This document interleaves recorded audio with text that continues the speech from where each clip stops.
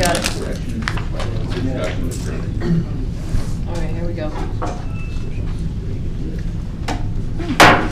Good afternoon. I'm going to call the Tuesday, April 4th, 3 p.m. School Board Workshop to order. At this time, please stand for a moment of silence and then the Pledge of Allegiance and the National Anthem. We're doing our duty. Okay.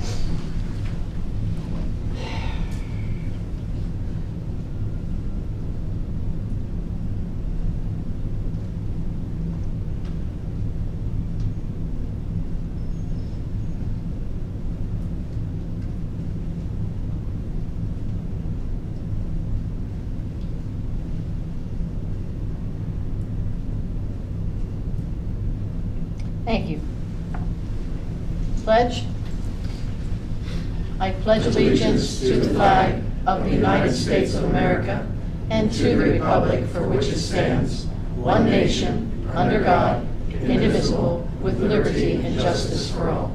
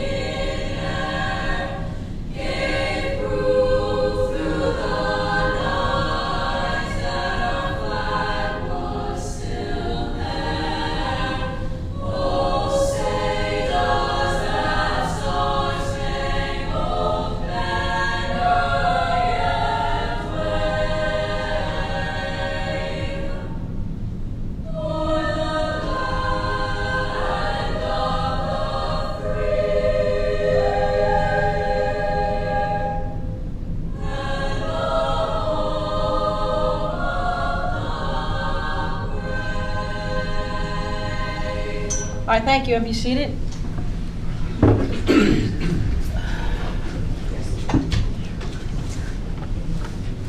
right, we'll go to roll call. Will Furry present. Christy John present. Sally Hunt. Colin Conklin present. Cheryl Macero. Kathy Middlestat. We're going to go down. We'll announce that later. Ms. Colleen, do you have any legislative updates that you'd like to?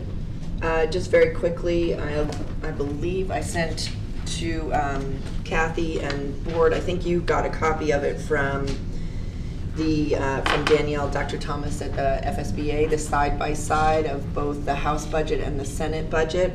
So if you want to take a look at that, I've shared that with Kathy and Patty to get an analysis of kind of how Flagler County is going to be impacted by that.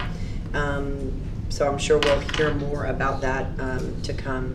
HB 733 middle school and high school start times has passed off of the House floor last Friday. Several members raised concerns and oppositions based on feedback that they received from their school districts. Many of the school districts believe this would be a local control discussion and something that is decided at the local level. However, it looks like this is going to end up passing. The companion bill, SB 111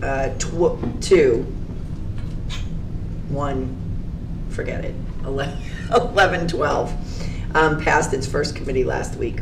HB 7051, education was filed and passed its first committee week last week. It's a comprehensive workforce CTE bill intended to provide more workforce opportunities. Watch that one discussed in committee. And that actually looks like it's going to be very good for school districts, so we'll have to take a look at it. HB 411, District School Board elections by Rep. Steele, which changes the date by which school board members must demonstrate residency. So apparently, I believe on the day that you want to register as a candidate, you have to prove residency. You can prove residency that day. HB 31, partisan school board elections by Rep. Roach, a joint resolution which would put the question of making school board elections partisan on the ballot in 2024 passed off the House floor on Friday.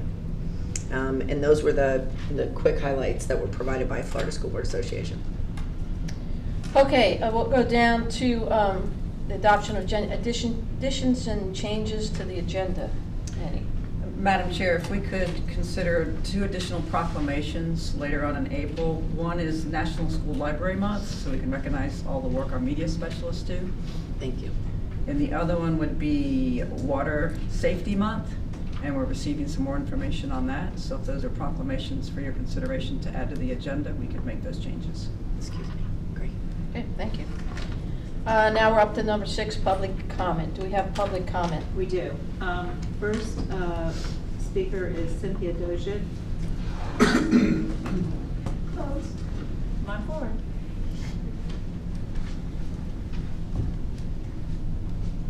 Hi, welcome. Thank you. Hello. Good afternoon, Madam Chair, members of the board. My name is Cynthia Dodzik, and I come to you today with not really a prepared statement, but as a county homeowner and a county taxpayer. I would like to voice my support for Superintendent Middlestat and urge you to renew her contract. I believe that she is a very strong leader and that she's a proven leader in this community, especially by her actions in having the impact fees raised for the first time in who knows how long, by her strong support of the sales tax increase. I believe that these are proof of her leadership and her desire to see our schools excel and our children excel. I also think that the efforts by a few individuals and groups to replace superintendent are serving as sort of a red herring and detracting from real issues in our school system, especially safety issues, especially academics, especially discipline areas. So those are areas that we should be concerned about, not undergoing the extreme expense in time, in manpower, and dollars to conduct a search to replace a fine leader, which is not to say I always agree with Superintendent Middlestat. I've been disappointed by some of her decisions, but I really honor and respect her leadership, and I think she's very fair and a true asset to our school system and our community. Thank you for your time.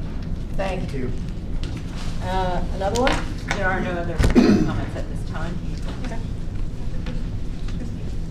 We're going to go down then to consent. We'll start with Miss Patty coming to the table. We're going to start with 7.01, request board approval for Imagine charge school financials. Good afternoon, Chairman Starr, board members, and Superintendent Middlestat. Good afternoon. Hello. Does anybody have any questions or concerns about 7.01, the Imagine School financials? I just have one statement to make with regard to a question Dr. Conklin had last month regarding on page 2, the 8100 function for maintenance of plant. Their current year-to-date activities is in excess of their budget. So in reaching out to their regional finance person, they did have some additional charges with either personnel or cost for their maintenance. And their budget has been adjusted, so you'll probably see that in March. Thank you. Anybody else have any questions or concerns? Thank you for doing that. All right, we'll go from 7.01 to 7.02, purchase orders over 10,000. These are the Any POs comments? between February 24th and March 24th. Comments? I was concerned to see a basketball wrench cost $13,000. That's so much. It's multiple, it's six. It's six Oh, of them. 6, okay, that makes a big difference. because I'm thinking, wow, what kind of wrench is that? That's $13,000. It could haul a lot of things. Okay, 6 makes a And difference. Yes, and as you can see, we have started to try to get more detail on these POs for quantity and whether it's a Yeah. piggyback. So hopefully that helps to clarify many of the questions. Yeah, and for community's sake, piggyback means that we're getting on a purchase order from other districts. Correct. That are making, they've made a purchase order, and we can piggyback on it and get the same costs. Correct. So people understand that. Okay. All right, so no more questions on 7.02. 7.03, vendor payments These are the payments for the month of February. for the month of February. Any questions? All right, seeing none, we'll go down to 7.04, deletion of inventory. Glad to see we're getting rid of a lot of computers that are really outdated. Yes, this is the time of year that Yeah. Annual inventory occurs at the schools. Yes, makes sense. No questions or concerns? Going on to 7.05, request board approval for finance budget amendments. Questions or concerns? Hearing none, we're going on to 7.06, request board approval for professional development travel.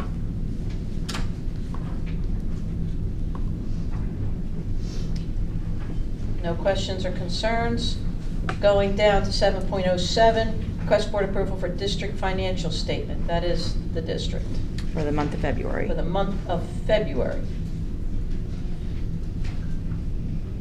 So just a question. I see the interest on investments and the interest on taxes. I don't ever recall ever being that high. On investments? That is correct. I did touch on this at a previous board meeting. The difference is the interest rates on our state board, or our SBA, have gone up. Last year at this time, we were barely getting 1%, and we are now at 4%. So the budget was based on what we previously received. So that budget will be adjusted going forward to match the actual revenue. But it has been a nice surprise. Yeah. And just the Medicaid is so labored on getting their money. So the Medicaid, there's a few pieces here. There's the step up, there's the Medicaid that's done through ESE, and then there's the admin claiming that's done through finance.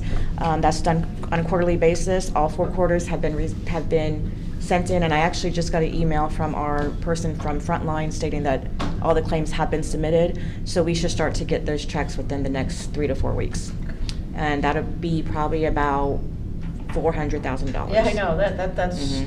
I hope we do. Mhm. I sincerely hope we do, that's good. Okay, any other questions? Going on to 7.08, request board approval of financial and federal audit report. If you don't mind, I just want to talk about I this would one like you to before. talk about it. Thank you. This is the audit from the Auditor General's office, which is the state agency. They come in and audit our federal and financial audits every year. What they audit for the financial audits is the annual financial report, that is the superintendent's annual financial report that is submitted to DOE in September. They also audit certain grants off of our federal awards. As you know, we have several million in the stabilization grants as well as Title I IDEA, along with a plethora of other grants. So they did audit the 3 major ones, which were several $million. One of the findings that I have made you all aware of was from FTC on a renovation project they did. There's one compliance item that they have to comply with when you use federal dollars for a renovation project, and that's a matter of getting a certain wages document signed by the contractor to make sure that the wages are in compliance with federal guidelines. So FTC is working, they have been in communication with our auditors. They are working with the contractor to try to ensure that that piece of paper is gone and sent to DOE, as this audit report is sent to DOE as well. The other thing I want to mention is if you look in the description of this agenda item, I have put some key pieces to this. The opinion is an unqualified opinion, which means that they had no financial findings on this audit, or even the federal that rose to that level of changing their opinion on the statements. And their key financial highlights, as you can see there, The key ones are our revenues and expenses, number 2 and 3, how they have, I mean, they're kind of in line. But the biggest one is number 4 and 5. It talks about our general fund unassigned fund balance. If you can recall, last year was when the scholarships were hit drastically across the board. We took a $4 million hit. We were able, through different conversations and planning with our superintendent and other district leaders, to minimize that, so we did not lose $4 million in our reserves. So it did go down, I believe it says 1.5 million. So that was a huge lift by all of us last year. The other thing is number 5, we had $10 million of our debt paid off. Usually it's $5 million thereabout. We had a qualified zone academy bond, which is a bond we took out years ago, which is a little bit different than our regular COPS. It's a debt where the interest, it was for $5 million. I think we needed like $4 million. The interest was built in, so we pay payments over time, so we're not paying everything up front. So it was equal installments. That was finally paid off after, I want to say, 15 years. So that $5 million came off the book as well. So $10 million in 1 year is really good to see. 23%, that's awesome. Yeah, that's great. The other thing I wanted to mention is what the real meaning of this audit report is, seeing how there were no financial findings, is when we present our annual financial report to the board in September, our total budget for 21-22 is $160 million for all of our funds. So the auditors audit every single fund pretty heavily in detail. This annual financial report is something that we review very heavily with our superintendent, as her signature is on that report. So what this means is, of the 100 pages of the annual financial report that we provide to you in September, there were no financial changes, there were no adjustments that needed to be made. The numbers that are presented to you as our fund balance, revenue, income, expenses, those numbers did not change. There were absolutely zero findings. So that's a pretty significant piece to point out. Okay, are there any questions or comments? No, that's good. I just wanted to verify, in layman's term, you would consider this a clean audit, is that not correct? This is a very clean audit. Okay, very clean. because there's been a lot of rumbling on social media about audit issues and how we failed our audit, and I want to clarify that this is a very clean audit. In my opinion, it is a very clean audit. The financial audit is audited every year. The operational audit, I believe, is the one you're referring to, is done every 3 years. So they're typically, if you look at operational audits across all the school districts, it's not uncommon to have several different findings on that one. And the purpose of auditors is they'll find something because they want to change. Every year the focus changes on other things, and that's what they're going to find. You'll find that it's also statewide. So, and that's to correct, so make things even better and make systems better, and that's a good thing. Yeah, they tend to audit the same topics for operational audit. They so, do. but this financial audit is to have zero findings on our financial and have none of those numbers change from what we present. I mean, that's a huge lift, and it is a very positive thing. Okay. All right, thank you very much. Congratulations Yes, to you and your congratulations team. to the team. Congratulations. All right, going off of finance, and we're going to drop down now to academic services, 9.01. Cross-board approval for University of Florida and Flagler School's dual enrollment. Ms. Bosserdett. And Mr. Reeves. Mr. Reeves. She is at a summit today How dare her. for ERO. Okay, you're on, Mr. Reeves. This is just a continuation of our agreement, Chairman, board members, Ms. Middlestat. We've had this relationship now for about 5 years, 4 or 5 years with the University of Florida. We have 10 students from each school that apply and are partaking in this opportunity, which has gone fantastic for our students and our community, and this is a continuation of that process. So we're just renewing our dual enrollment articulation agreement with the University of Florida. Any questions or concerns? How's the participation rate going? Good? It has been steady. It's held pretty much at 10 per school each year, That's which good. is where we're at. Yep. And there was a year or two where it dipped a little bit with COVID and stuff, but it has come back. Thank you. Has there been any variation of costs? None. Stay the same, okay, very good. All right, that's it, thank you. Yeah. All right, we're going to operational services, consent, 10.01, request board approval for proportionate share agreement. Mr. Bush. Good afternoon, Chairman Sarah, board members, and Superintendent Middlestat. This proportionate share mitigation agreement for Wexford Cove development. It's a 81 single-family development located north of Old Dixie on Old Kings, east of I-95.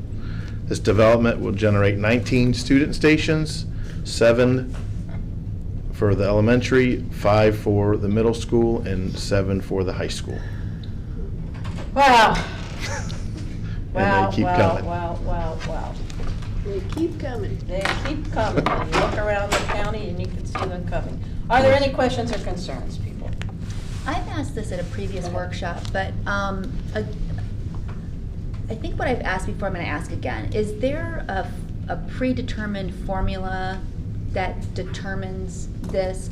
I think what I asked before is like, so are we like ratifying, like what are we as a board doing with these numbers as far as why we are getting them and approving them? Or if it's just based on kind of a formula that exists? Through the when they're building they have to go through their county or city and submit what their plans are going to be, and then that impacts our student stations and seats.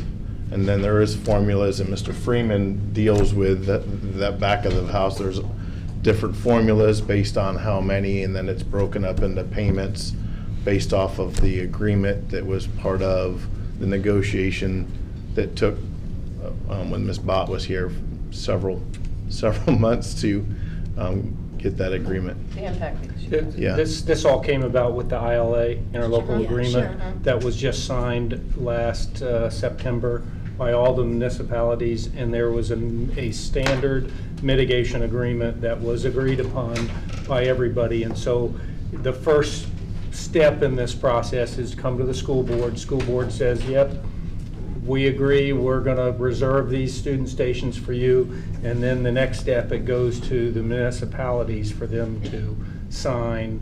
And then from there, it has to be recorded into the documents, to the county. And then it's there's a timeline in the mitigation agreement of when they have to make those payments. So it all came about from the Yeah. interlocal agreement. That might be just a follow-up conversation between the two of us, just in the spirit of not wanting to be like rubber stamper. Like, is there something that I as a board member It's should more be of awareness.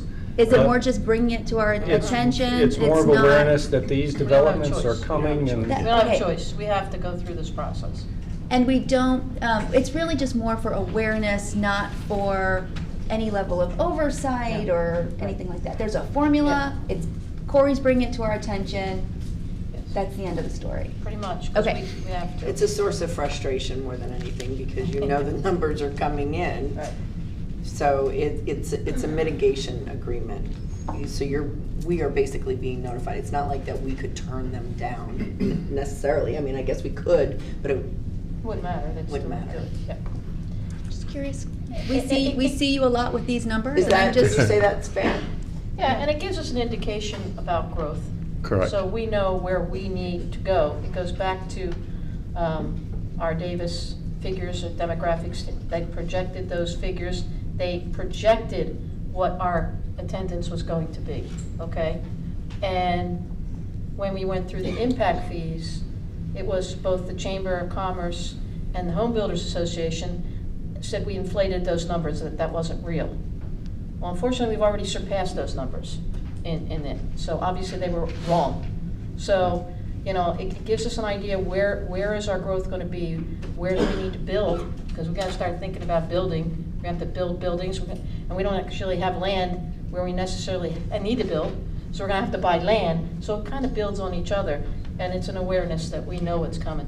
We have developers and attorneys of developers who are not very happy of the formula that we use. Well, I think in the spirit of community partnership, you know, I just, as, again, one of 5 board members, I would just love to know more about why is there this disconnect? How does this group Because say? they don't want to pay. It's money. Okay. Money is the generating factor. So assuming, you know, assuming that everybody coming to the table is being there with good intentions, I know for me personally, I would just love to learn, why is there this disconnect of, you know, how can I come up with net gain of 10, and then this comes up with a gain of 400, right? Like, that's just something that, sorry to waste the board time on that, that's something that I'm intrigued to learn Well, I guess- more Yeah, about. I'd be happy to sit down Yes, with you go through it, yeah. and go through Be the awesome. process. We did. Yeah. Number of times. That'd be That'd awesome. be good. Sure. Thank you, I appreciate it. Yep. Okay. Anything else with this group? All right, now, you're coming up again. I am. You've got request board approval, 10.02, for acceptance of Florida inventory for the school, which is the fish report, and authorize the superintendent to certify the document. Yes, I come to you with our annual update to fish, the Florida inventory of schoolhouse report. State requirements for educational facility, SREF, requires us to certify our fish as current and accurate. As you remember, DOE covers Flagler County and validates our fish every 5 years. The last visit was December 2019, January 2020. On the report, there are a few changes. If you look at the report, and mainly that is due to the sixth grade moving from, correct, moving from the elementary to the middle, and then also us adding portables at Buddy Taylor, and also changing in the two-story, some of the elementary classrooms to middle school classrooms, so that's where your variance of numbers for the most part of this report changed. Other than that, there's really not much of a difference in that. It was just the sixth grade transition. Great. Are there any questions? Any questions or concerns? Thank you. All right, thank you, Mr. All right, Bush. thank you. Going down to 11.01, board approval for personnel items. Just a reminder, this document is always live. This is what we have to date. Good afternoon, Chairman Mr. Sorrow, Ouellette. school board members, Chairman Milstead.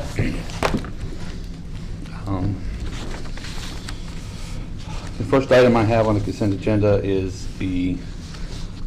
basically the list of personnel items and the actions since the last time board took action. This is a live document, so it will continue to update between now and the board meeting where final action will be taken on it. Questions? Go ahead, Dr. Conklin. Bob, am I reading this right? Beverly Mallory, is she one of our first to go from paraprofessional to teacher? No, actually Beverly Or is it Mallory. the other way? Beverly Mallory, she did go from paraprofessional teacher, but she retired from Volusia County as a principal. And she actually has a student over there, and she desperately wanted to get back into the schools. Interesting. She's Okay. a wonderful lady. So then who's the new replacement? Is that for the paraprofessional position? Yes. Okay, so she was a paraprofessional, she went to teacher. Yeah, to finish the year, and then she wants to Jana go. is the new. Okay. Yeah, and she's helping us out in the teacher position. My understanding is that she wants to hopefully go back to paraprofessional in that same room next year. So it's a labor of love. See that. Have you noticed any particular trends or anything as far as departures or hires or? We have updated our list as far as our exit survey, and we've ready to stand up a new exit survey policy. We're just waiting for the end of the year for it, so that we don't change midstream. One of the tough things with folks is changing things midstream. The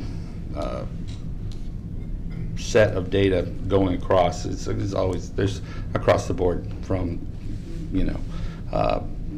people leaving to go out of state, people leaving to, obtain other positions outside of education, particularly in the non-instructional. It's just, we are still in a employees market as far as, the labor market and the unemployment rate lend themselves to folks jumping to and from. Could we see, if there's consensus on the board, could we see some sort of at the end of the year, kind of a summary report of all the exit interviews? We'd love to do that. I know that Angela has that compiled now.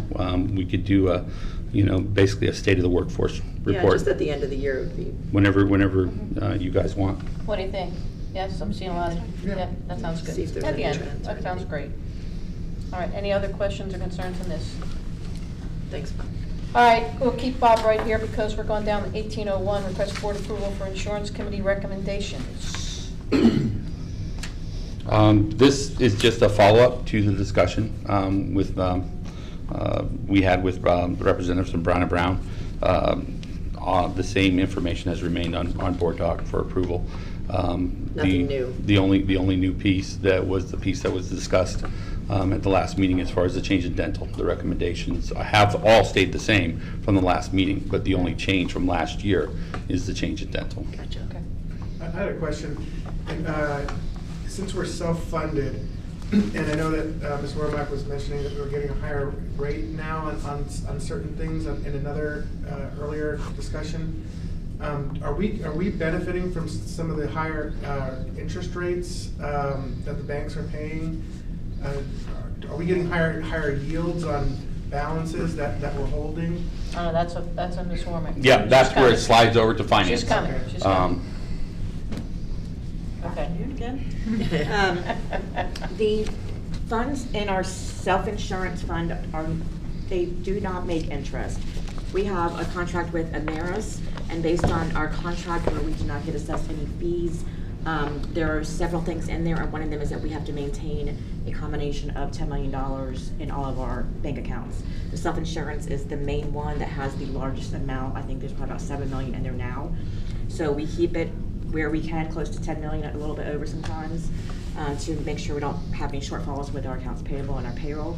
All the other money gets pushed to our interest-bearing account, which is in SBA. Okay. And, I mean, are they significant fees that we'd have to, with the $10 million balance? The fees would be quite significant, yes. Because I know that, I mean, it was at one time where banks were paying like nothing, like pennies.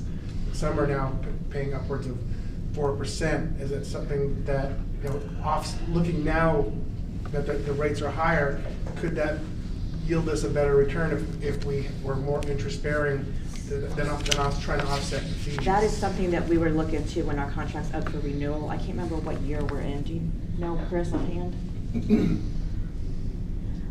It's all part of the contract and the negotiations that we do. At the time when we went into this contract, the interest rates were even worse than 1%. I'm sure they were. So.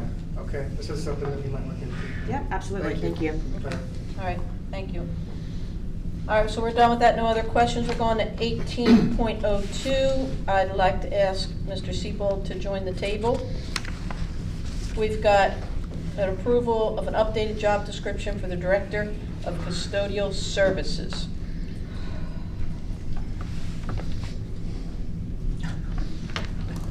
You want to, Bob, explain what the major changes are? It looks. Major changes in the area of qualifications is we had some hard numbers as far as supervisory experience. In the current workforce, we're trying to hire for talent. And so we're trying to give our hiring managers as much flexibility as possible in the interviewing process, so that while we want folks that show multiple years of experience, a hard number should never be a precursor to turning away talent. So the goal in the hiring process would be to pick the applicant that has the best combination of experience and skills. So that is the big change in the qualification section. As you go through the rest of the job description, most of that is more along the lines of cleanup for for example, we delete the word centers, we add the word site, and we've changed from lead custodian to head custodian because we'll be bringing forward some additional job descriptions where we look at some changes in their titles, and so we want to make sure we match when we start coming through. We identify more explicitly like OSHA regulations, but a lot of that is very minor. The majority of the change does come in the qualification section.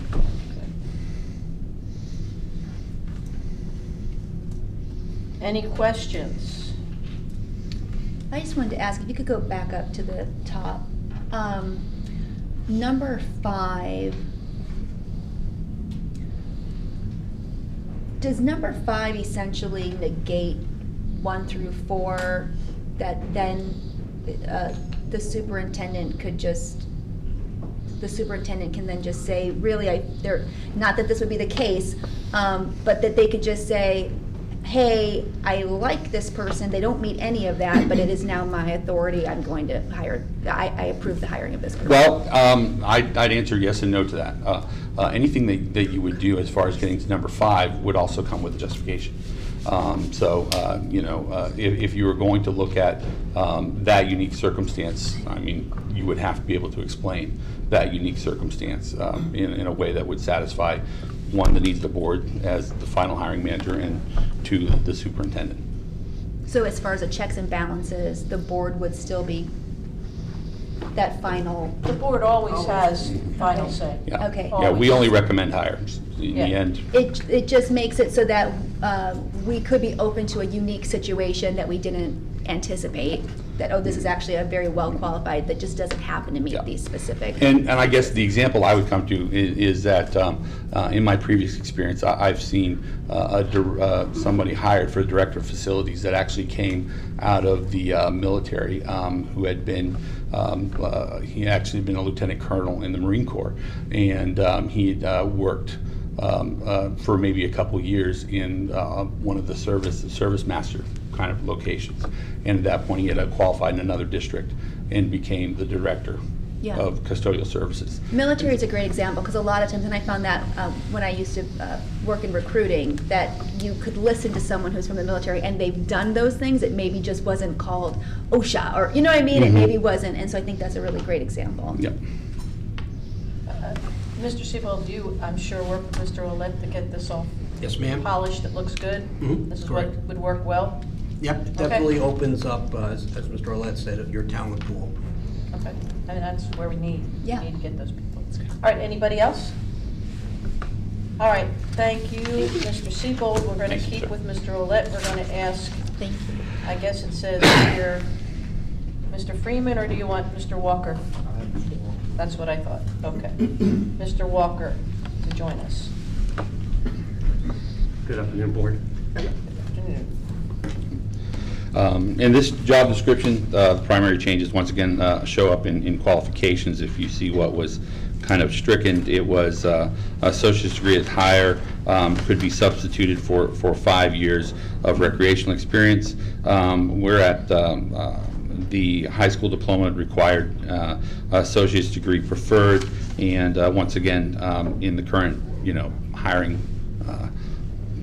talent pool we're trying to draw from, we're looking at folks who may have unique circumstances that we're hiring for talent. Now, we couldn't do this with all job descriptions, because especially when you get over to the teaching and learning side, or you get into over the instructional side, there are absolutely hard requirements that require us to, stay that way in the qualification section of the job. But in a lot of the non-instructional generalist positions, there are opportunities there to try and find the best person that may come from a very unique circumstance. Who knows, maybe we find somebody who just came from the Merchant Marines and has extensive experience that would fit a youth specialist position. You just never know. Yeah, I think that this is necessary, because we don't pay the salary structure for anything much above this. And that's where the problems come in when you put out an application that these jobs are available, and they're beating the bushes to get applicants because of the amount we're paying, I like which is problematic. the creativity here and opening that up, because there can be somebody that have real life experience here on the job and proven it through that. So this could open up the Yep. door. And this works for you, Mr. Walker? Absolutely. And just for the benefit of the public, this isn't a new position, you're just No. amending a current position. That is correct. Just want to make sure people understand that. Okay. Everybody good? All right, thank you both. Thank you, thank you. Thank you. Thank you. All right, we're gonna go down now to 20, school board attorney action, Ms. Gavin, and it is administration of medication. Specifically, we're talking about Narcan. Chair Massara, Superintendent and Board. You have before you now, which will now finally be coming to you for a vote. This is already sat out for the required time for advertising, and so it is now finally before you. The changes to our drug medication policy 526 are, keep scrolling down. Keep scrolling, keep scrolling. Page 4. Yeah, it's red. There you go, Yeah. stop. Are more specifically with respect to the Narcan policy and how it would be maintained on our sites, who would be permitted to go ahead and have access if a student or even a staff member is suspected of, based upon their training that they would have to undergo and receive, who would be eligible to go ahead and administer this Narcan to the individual that is suffering that episodic thing. It sets forth how it has to be maintained, that we would have to have a prescription for the year that indicates we're capable of having and storing this medication on site because it is a medication. Who would you get that from? We would get it from, actually, so we do have an agreement with our agreement that we have with Advent Health for that $22,500 that we pay them. We actually have the doctor that is at the site. They also operate as our physician for our director for. So they would write the script, and then we'd access the free supply? Okay. Well, yeah, and then right now there is a free supply for it as long as it exists, but they would write the script. It would be not just a script for our ability to access it, but it would also tell the nurses how it has to be maintained, how it has to be stored, how it has to be monitored. And she or he, the nurse that's on each of our school sites, would have to go ahead and make sure that she logs in how many medication doses are at each site, and if the dose has expired, how it is going to be disposed of. So all of those things are a part of that prescription, and it has to be maintained on an annual basis. Having that script is what provides that protection to the nurses for when they would be administering it, because it does have to be under that medical supervision. Go ahead. Oh, sorry. I recently saw a news report that Narcan was now going to be over the counter. So I'm just wondering, will that change the fact that, we're talking about liabilities here, things like that? Yeah. That we've written into this? I can't say that at this time that would change it, because right now the whole basis for why we're saying it has to be prescription ordered is because of the statute and the way that the statute has been written. So if the statute doesn't adjust, then. So that's the reason why we have it written the way that we do, is because of the statutory law. Can I assume we spoke to Flagler County Health Department, that they will agree to provide the training? I think they said that. Mm-hmm. Yeah, they indicated that. I just want to make sure. Yeah. Okay. All right. That's great. Any questions? All right. That is good, thank you.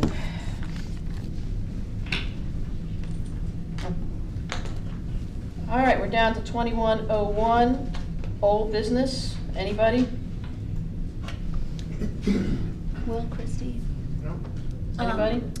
That's fine. I do just a continuation from our last board meeting, that I want to keep the conversation going is on, for lack of better words, that warning label on books. I just wanted to make that a little bit more formal, to see if we could get that either as an agenda item or a point of discussion.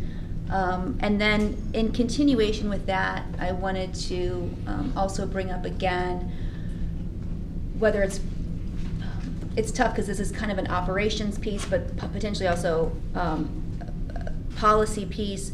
But I really am very passionate about us looking at a partnership with the public library. A lot of, correct me if I'm wrong, but a lot of the book challenges are over self-select books. Is that are these books, like Nowhere Girl, Sold, are these books that are tied to a syllabus or to classroom instruction, or would those be considered strictly, self-select? Self-select. Okay, so those are self-select books. So I just, again, in this, like I said at the last board meeting, in the spirit of meeting in the middle, in the spirit of us being able to focus on, academics and whatnot, I just think there is something to this relationship with the public library, specifically for self-select books, and a proper relationship that's not suggesting that we're asking for parents to go to the public library. That already exists. It would be, is there a pathway specifically for Flagler schools to, I'll leave it at that, but Chair Massaro, what would that look like? Is that a discussion that we could have as far as, I know I've brought up before, I'd really love for Holly Albanese to come and talk with us. Is that something that we could potentially get on the agenda for a workshop? We could ask Holly to come, and she's really What wonderful is to it we're work trying to with. achieve with Yeah, this? But I'm just not I sure don't of the see goal. what is the end result? What are we trying to achieve by this conversation? So, one of the things that I think is happening is we're having a proximity conversation. So a lot of these books are self-select. They're on our shelves at the school. And we already have a policy in place that says that, Christy as a mom can choose what books that her children can't check out, right? And it feels to me as if that is almost like that has not satisfied a certain group of people, the current policy. So is it then, are we just having a proximity issue that there are a group of people who don't just even like that certain titles are inside a school building where there are children?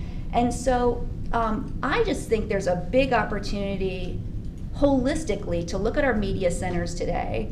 They're huge, by the way. There's a lot of real estate there. There's a lot of space. I'd love to have some type of initiative where we are just looking at our school libraries today and thinking about what do they need to be going forward. Do we need to have, all of the books on our shelves, or could we set up, and if I could just finish, is there the potential, and I don't have all of this, Sure, go ahead. but is there a potential where there is a courier service where, most of our self-select books, not all, but most of them live at our public libraries, and we have a courier service or some type of relationship where our students can use their public library card, even if it's through their tablet, their iPad, check out the book. I just think it's time to maybe just have a really fun, innovative conversation about our libraries moving into the future. I know I've said it a million times, but I just want to make sure we stick to our Florida statutes and the laws so that we do not find ourselves in more trouble. I'm just for clarification, are you saying are you talking about doing away with libraries? No. So what do you, help No, me understand a little more?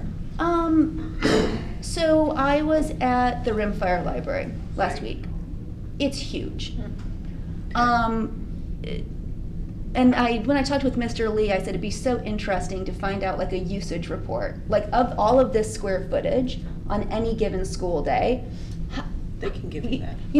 Like could we be using a quarter, like could the library be a quarter of the current space that it is? And what else could we do with that space? Is it a smaller footprint? Do a lot of our self-select books, could they be at the public library instead of using the square footage of our schools? And what else could we do with that space? I just think there's something really cool. I brought up at the last board meeting, there are different technologies now. The school library has been the same really for decades. And I just think it would be really interesting, since books are such a focus right now, maybe it's time that we just think about the school library and what does it need to be today in order to accomplish our reading goals, our literacy, what can our media specialists be doing, I know I'd love to do more of a deep dive in terms of what is their role, what could it be? Should they instead be director of literacy, part of the leadership team? I just think it's such a fascinating conversation that I would love to just explore what could this be. Yeah, and I know our librarians, because we've had them come and do presentations where they've shared usage. And you can kind of see the usage, because everybody in a school pretty much gets to use the library. Yeah. So the usage might shock you at how often it's used in the circulation and whatnot. But those are reports we can Generate. Those can be shared with the board for sure. Yeah, it would be, and Because like I think you might be surprised at how well the libraries are used. well, and I don't have any doubt that they're used. It's if there is 3,000 square feet of space, and there's one classroom at a time coming in, do we need, do we have a situation ever where there are 7 different classrooms? So I don't want you to ever think that I'm saying like we would totally remove this, or it wouldn't be. It's just is there an area of opportunity to? I think if it's informational, I think that could be great information for all of us to know. And like Dr. Coggin said, maybe we can request some data on that. It can be emailed to us. I'm more than happy, from my perspective, to meet and have this discussion, but it has to be, what are we trying to accomplish with this? If we're gonna dedicate workshop time and our special meetings or things like that, it needs to be toward a certain goal. But I think that, looking at modernizing our media centers, if we don't feel they're living up to the expectations of our students right now and parents, then that's a conversation to be had. But I would say let's get that utilization report of the library so we can really know how each school is engaging with their media center. Yeah, I mean the other piece, Will, and it's a great question. I know you're going to get sick of me saying it, but I know I always talk about opportunity cost. The writing is on the wall for me of that, like every month there's going to be a book challenge. Right? And so there's going to be one side who wants to elevate the challenge to the school board level. So I'm a creative, and so I just am always looking for where can we meet in the middle so that we're not devoting all of this time to things that are taking us away from fights that are happening in school, culture, retention issues. And so there's actually lots of things involved with it. And just so you know how my brain works, I also keep hearing about some of our schools are overcrowded. And so when I walk into our library, and time again, I'm standing in the middle of this huge library and it's really pretty empty, the efficiency person in me thinks, we're talking about we don't have space in our schools, and yet the libraries are like 2 or 3 times, I could be exaggerating, the size of this room. And so I think, oh my gosh, like that's so much space. Are we utilizing our space efficiently? Well, if you were talking about trying to have something to move toward, talking about our book review policy, then that would be something that would be worthy of a time to discuss in a workshop or things like that. The other things, I think those are just ongoing efficiencies that and bettering our systems and procedures and layouts and utilization of all of our assets and facilities. So I think that's an ongoing discussion, and I think that's more data driven and asking to receive that information so we can make informed decisions and guide it to a policy discussion. But there's a lot of components to your statement there, but they're all valid. Even though yes, we want safety is the highest priority, but the book challenges are also very important to certain parents too, right? So we can't discount the fact that is a necessary thing, and if we want to hone and refine that, then I'm open to that conversation for sure. I think you'd be surprised. There's really not that big a list of books that they're wanting to challenge, and maybe even talk to the Moms for Liberty and see exactly what what Yeah. books they don't want and, you know, get them. I agree. The one concern that I have about the public library is access. Yeah, it's a public library, but a lot of people can't get to them. Which is the idea, Yeah. the idea of a so Courier, again, I a get you, courier, but- right.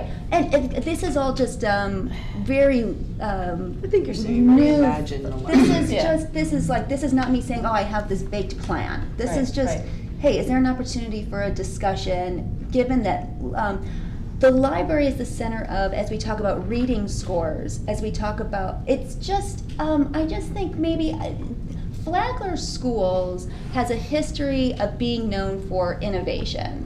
And I just, you know, have found that that is an area of our schools where I think we could explore some different things. But to Will's point, if it's a usage report, I would love to know at each campus, what are the top 100 titles that are being checked out?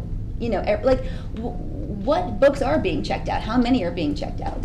I'm really interested specifically right now in the media centers. Well, obviously you haven't been to Matanzas High School Media Center. I have not. Matanzas High School Media Center is maybe half of this room? 76. Okay, there you So go. very different than Rimfire, Much smaller. which is huge. Because Rimfire is one of our newer schools, and if you look at the floor plans for the new Matanzas wing, that is expanding the media center exponentially. It's really getting big. But it's all gonna it's gonna have, Yeah. come on, yeah. if you just like that have the conversation, because you helped design that floor plan. No, Yeah, yeah. So, I mean, it's, we want to encourage leisurely reading, not just textbook design. And anything that, in my mind, that we can do to enhance it, not that this wouldn't enhance it, find ways to enhance getting our kids to read. That all levels. is my goal. Yeah, and I think that's feasible. And it's certainly conversations I think we can have down the road. We can have those. So so that's a down the road thing, which is great. I think Yeah. I just wanted to bring it up again. That's good. The label at the front of the book, especially challenge books, That's that's something something we that I gotta would do. want to discuss I agree, sooner than and later. I agree. I wrote Okay. that down. We can add that to something down the road. If there's consensus, what we Yes, can for do is labels. a media center utilization presentation, so you can see how our media centers are used, because it's not just about a class being walked down and picking a book off the shelf. There's so much more in that learning hub that occurs that I know a media specialist would love to brag upon. And then it could lead into, okay, here's our process that we use now for our books. What could the next layer be? So I think you could bury that in as one presentation and have a conversation. Yeah, That's the well, whole and Superintendent Mendel said, it almost sounds like it's a campus by campus, because if Rimfire maybe is being underutilized, maybe this, and I'm not saying it is, but I know I would appreciate somewhat of a campus by campus We as have well. that. We can do that. Okay. Thank you. All right. Any other new business? All right. Is there consensus? Do I, I mean, are there at least? that was old business. I That was know old business. Anybody else? Old business. Any more old business? Now we're on to new business. I don't know if there was consensus, What are we getting Superintendent, or consensus not. on? Wait, consensus for the warning labels? Consensus specifically to use the district resources of getting some information related to the media centers of Yeah. usage, whatnot. Yeah, Like, yeah. I'm okay with that. Me too. Informationally, yeah, let's Okay. get Yeah, some. yeah, So, we have consensus. Yes, and then it also Okay. sounds like, Chair, you're open to the labels being Yeah, on an no, agenda. we need to, yeah, we need Okay. to pursue that. Yeah, that's fine. So that would be a May workshop. Yeah, that's fine. We'll get there. We can send you reports in the meantime, so you can do some exploring of how we're utilizing that, and then that might help you with the conversation. It's not like an urgent thing, Yeah, but it's yes, something we can work on. And we whenever. should probably try and intentionally make a few visits to the different media centers Yes. in between. Yeah. To get a first boots on the ground look. And speak to the media. Yeah, I have not yet been to all campuses, my bad. Don't feel But bad. Neither have I been to all. I It will- takes time. We're working our way through. Yes, but excellent, yes. Okay. All right, any other old business? Go into new business, any new business? Seeing no new business, then we are open to public comment second round. All right, you have, Phyllis Pearson, excuse me, Mom Floyd.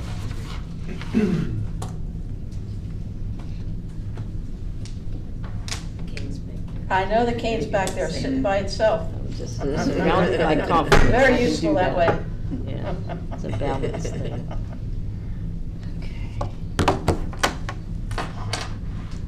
Welcome. Good afternoon, Chairman Mazzaro, Vice Chair Colleen Conklin, Dr. Conklin, Board Member Sally Hunt, Board Member Christy Chong, and Board Member Will Furry, and Superintendent Middlestaff. I'm Dr. Phyllis Pearson, a 38-year educational leader, and I'm here this afternoon honored to speak before you to ask this board to extend or renew Superintendent Middlestaff's contract. I come before you to share some truisms about the primary stakeholders, on the ground experiences, as just a reminder before you gavel your essential decision on the superintendent's contract. I thought it would be of importance to share a vetted voice of substance regarding some of the challenges our Flagler County School District has experienced over the years. I have been blessed to be in the midst of the real storms of the matters at hand in Flagler County Schools. Have no doubt that Tony and I, my husband of 40-something years, made an excellent choice to live here in Flagler, somewhere close to my mom and our family in St. Augustine, and his job in Volusia County, to raise our three wonderful, very successful children here. As an educator, I wanted to confirm unequivocally that the undergirding and undermining of our Flagler school system has reared its ugly head over and over throughout my tenure here, though I've never complained. In making a very conscious decision to stay focused on the youth, I remained an effective, so I'm told, supporter and resource for staff and faculty and families with or without a title, and with or without the spotlight.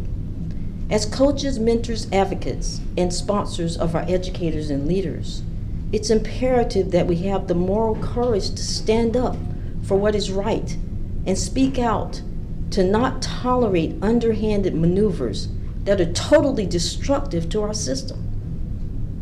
In plain sight, and be willing to stay the course. Until and unless proven different by substantive measures in consideration of unprecedented circumstances, and not be led down a hollow pathway by forces within and outside our educational arena that spew ill will without any regard for the impact on our children. I do get it. People have differences of opinion. But leadership steadfastly, focused while guns are outside, kids are being tortured, doesn't make any sense. And the persons that are coming before us that have these challenges have had challenges forever. Just look it up. Some data tells us that these things are not a surprise. But it is about time to acknowledge the challenges before us, including the hoodwinking sidebar distractions, and stay focused on our real cause. Support our staff and faculty in preparing our children and students to meet their full potential.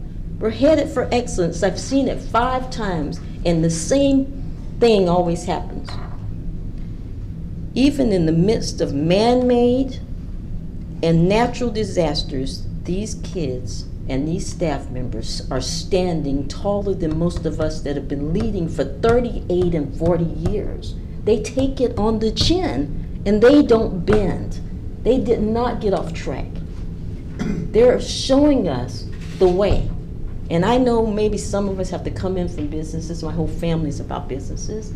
And we decide based on information from our customers and our clients. I suggest we ask them. They're not going to come forward by themselves. Some of them are afraid of the policies.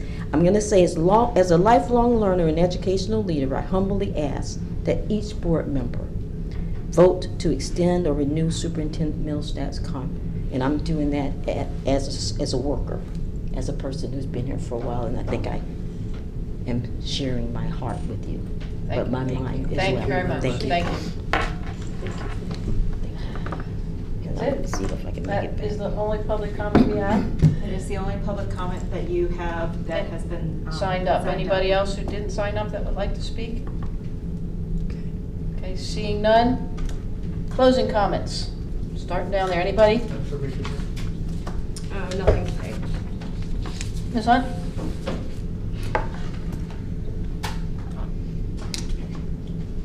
None for me, thank you. Okay. Ms. Conklin? No, I think, And none for me. thank you. So I'm going to adjourn today's meeting. We will